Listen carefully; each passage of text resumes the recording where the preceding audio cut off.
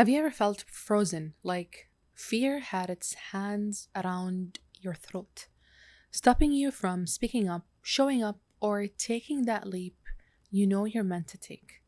What if I told you your fear isn't the enemy, it's the message? And once you learn how to listen, reframe, and heal, you stop running from fear and start running towards your power. Hi, beautiful soul. Welcome back to the Hanan Samak podcast, your weekly soul upgrade through healing, awareness, and transformation. This is a space where we talk about personal growth, the practical side of healing, rewiring your subconscious mind, and becoming the most powerful version of you. I'm your host, Hanan Samak, a certified life coach and a theta healer, and I spent 10 years immersing myself in self development, studying the human behavior, and coaching thousands of people across the region. And I'm here to support you break free from self doubt, build unshakable confidence, and create a life filled with meaning and joy. So, again, you know how I like to start with my client stories. Let me take you into a session I'll never forget. I remember a young woman, she sat across me, very creative, filled with potential. But every time she tried to launch her own thing, speak up, or even post something online, she froze.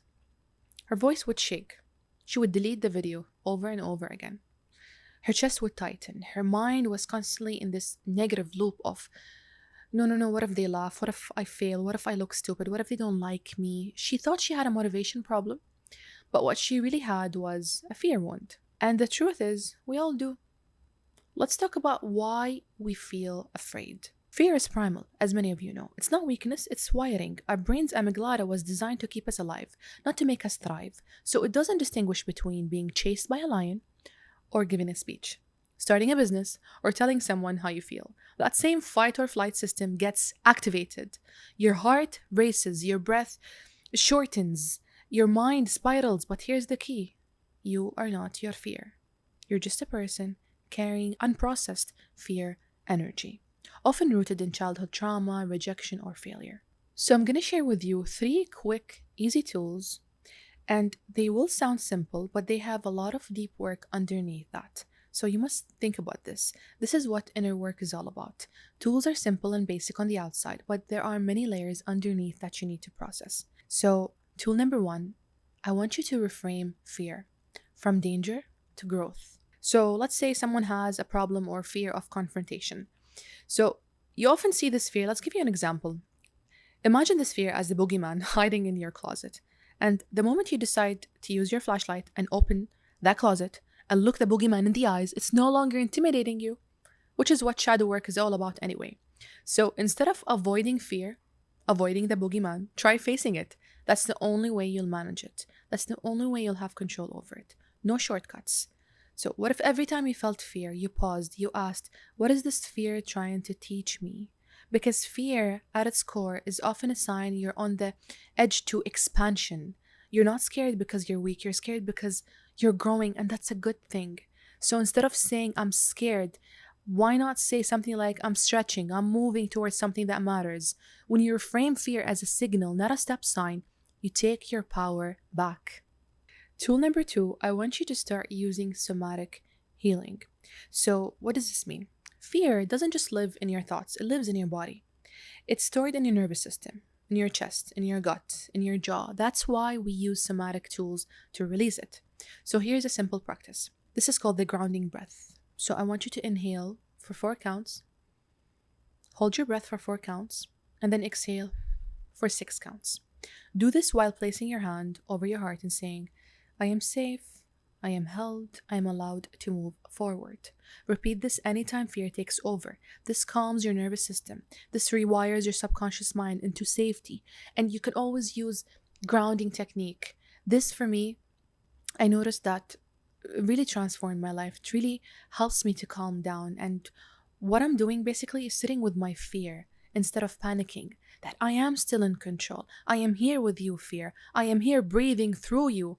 And I am here taking control of my life again. So it will calm you down.